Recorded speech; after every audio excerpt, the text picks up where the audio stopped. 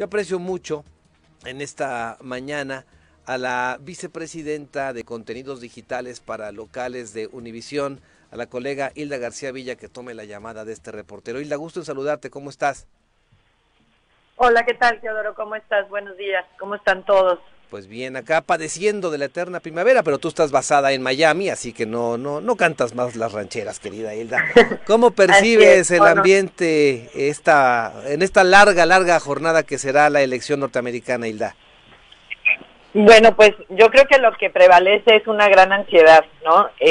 Lo que hemos visto es una decisión de la gente de haber hecho votación temprana. Yo creo que es una parte histórica que hoy en día han votado más personas que las que se contabilizaron en la contienda del 2016. Se habla de que aproximadamente ya hay 100 millones de personas que han emitido su voto y pues apenas hoy es el día oficial de la votación. Entonces eso te habla un poco de la histórica contienda que se está viviendo en Estados Unidos en este momento. Como bien decías, Joe Biden ha crecido en las encuestas. Sin embargo, las lecciones de hace 4 años han hecho que todo el mundo sea más cauteloso en poder dar una definición o una proyección, debido a que en Estados Unidos, como sabes, no es una elección donde gana el voto popular, sino el voto electoral. Y en este caso, pues, cada contendiente debería de obtener al menos 270 votos, ¿no? De los que están en juego 538, entonces tendrían que tener al menos 270 para poder entonces ganar la contienda. ¿Qué quiero decir? Que de acuerdo al número de la población o del número de habitantes que tiene cada entidad, tiene un determinado peso sobre la elección. En este caso, como un ejemplo, te podría decir, California tiene 33 votos electorales o Alaska tiene 1. Entonces depende mucho de esa parte, entonces no es, por eso todo el mundo está un poco cauteloso con emitir alguna proyección. Sí se percibió a un presidente Trump nervioso en la última semana ante las encuestas que inclusive acusó de falsas, Hilda.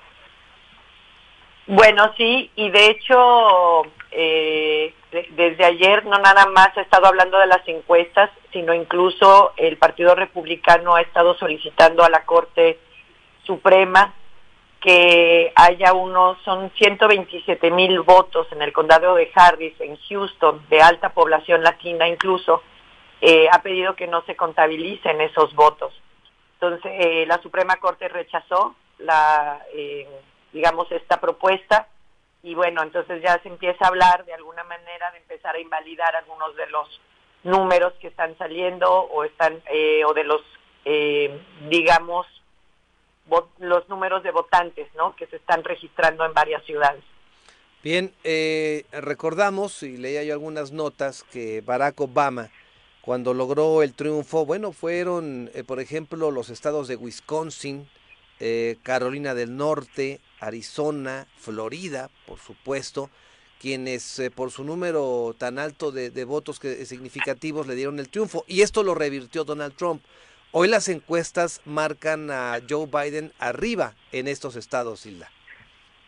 Sí, hay unas ligeras diferencias, por ejemplo en Arizona, Florida, Pensilvania y Wisconsin, estos 4.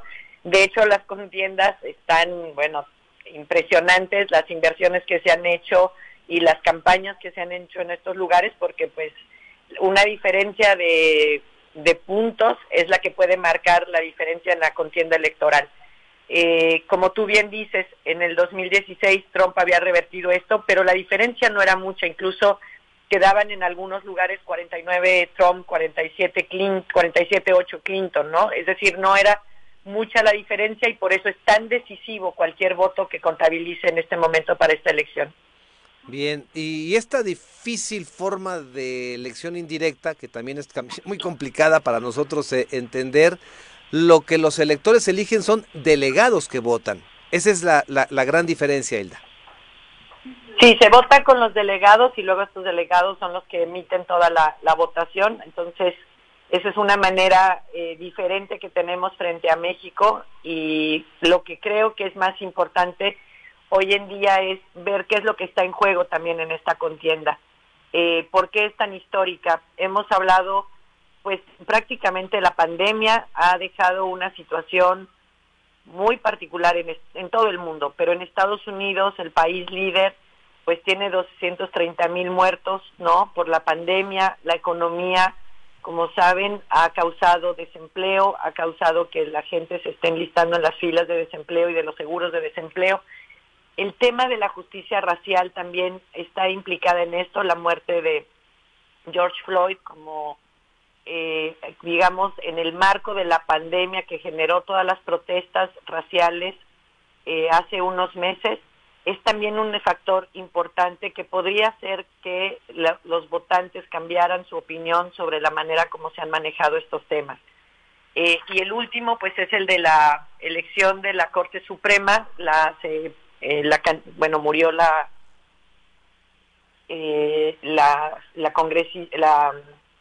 jueza Ruth, y entonces a la hora de que como ella tenía un sentido un poco más liberal, digamos, a la hora de hacer sus opiniones y sus veredictos en la Corte Suprema, inmediatamente Donald Trump, el presidente, apuntó a una de las, podríamos decir, candidatas más conservadoras, y ya está en la Suprema Corte, que es una cuestión un poco cambiando la lógica de que además, si tuviese que tomarse una decisión electoral a futuro, pues tiene una Corte Suprema también a favor de él.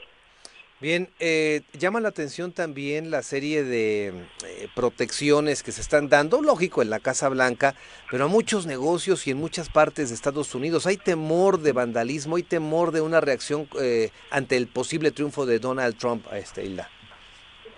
Pues yo creo que lo que se espera es de ambos lados, ¿no? De ambos lados preocupa de un lado y del otro, pero en efecto hay preocupación en algunos estados más que en otros. Te diría que ciudades como Atlanta, lugares como, bueno, pues en general Carolina del Norte, Chicago, hay una preocupación. En general en el país, la mayoría de los, como tú bien decías, muchos de los negocios están protegidos, pero hay lugares donde hay una mayor preocupación de que pueda ocurrir algo. Incluso la cobertura de los medios de comunicación, también hay quienes, como medios hay una doble protección, ¿no? La de la pandemia, que hay que salir a trabajar en medio de la pandemia, pero también está la parte de qué puede ocurrir con la cuestión de la violencia. Sobre todo recordemos que venimos de un contexto de hace unos meses con las protestas raciales por la muerte de George Floyd. Bien, y la pregunta que todo mundo nos hacemos, ¿qué le conviene o quién le conviene a México, Hilda? Bueno, ese es, como dices, no lo seguimos preguntando aún, pero yo creo que un Trump que hace 4 años empezó a atacar a los mexicanos, y después de la visita del presidente Andrés Manuel López Obrador para dar inicio o hacer como el relanzamiento del tratado comercial entre México, Canadá y Estados Unidos, marcó una pauta diferente de tratamiento de la relación. Sin embargo, eso es como en el marco de la política, pero tenemos un tema que me parece que es muy importante y ha sido el de la migración. O sea, no nos podemos olvidar que no todo es la parte comercial. Tenemos 2 temas que me parecen muy, muy importantes, que es el de la migración. Se ha seguido deportando a varios latinos, migrantes hacia México, y a México le está quedando ese paquete muy fuerte de cómo le están llegando todos ellos, ¿no? Todos los deportados, y hay que resolver ese tema. Sigue creciendo esa parte y no creo que se pueda quedar como está en estos momentos.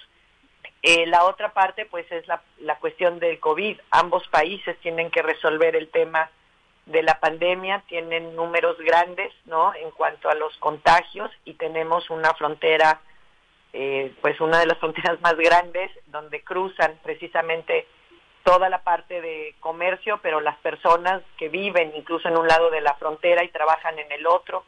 Entonces hay varios temas que se tienen que resolver. El tema de los demócratas siempre ha sido que escuchamos un discurso, digamos, un poco más benévolo, un poco menos agresivo.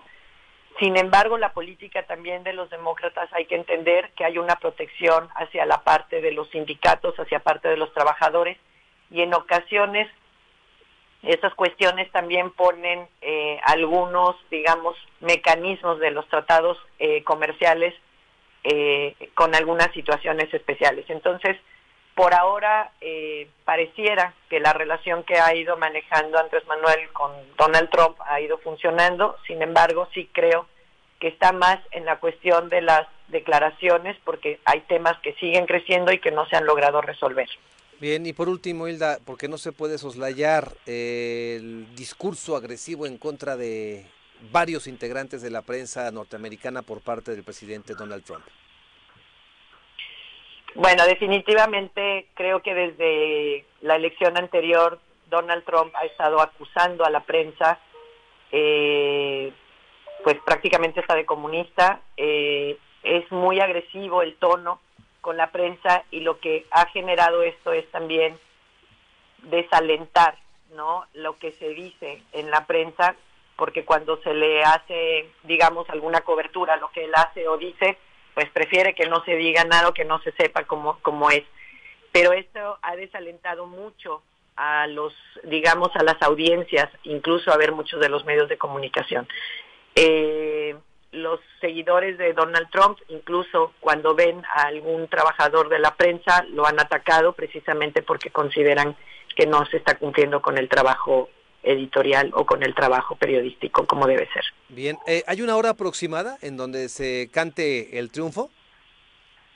No, es justamente esta es la primera contienda electoral en la que no sabemos exactamente qué va a ocurrir. Te podría yo decir, hay varios horarios, precisamente por la magnitud o el tamaño de este país, que el irá cerrando sus urnas más o menos entre las 7, 8 de la noche del tiempo del este, que es una hora más que en la Ciudad de México, pero hay que esperar a Alaska, que cierra hasta la 1 de la mañana.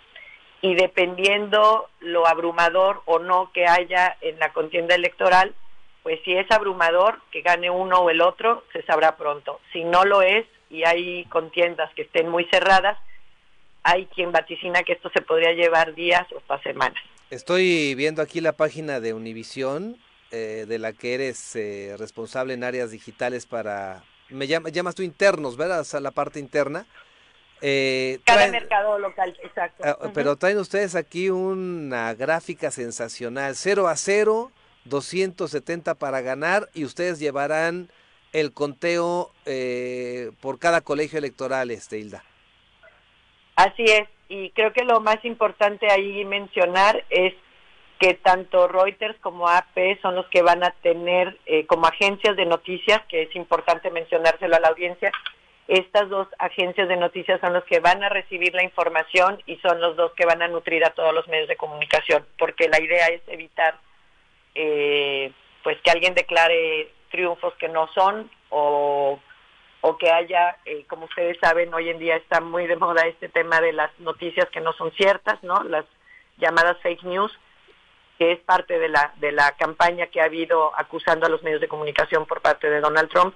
Pero también del otro lado han aparecido notas donde se dicen cosas que no son ciertas, ¿no?, desde los orígenes conspiratorios o los orígenes del COVID, cosas por el estilo. Entonces lo que se ha hecho es un cierre aún más estrecho a que sean estas agencias que marquen la pauta, y una vez que lo saque, sobre todo la agencia AP, Associated Press, entonces es que se va a dar por los medios de comunicación. Bien, Hilda, ¿y el cambio en caso de ganar Biden o la ratificación y toma de protesta cuándo está programada? 20 de enero. Bien. Hilda, el 20 de enero del 2021.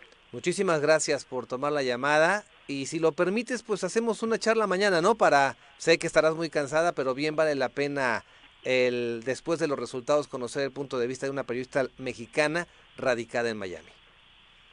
Muchísimas gracias, encantada de participar con ustedes y con tu audiencia. Muchas gracias.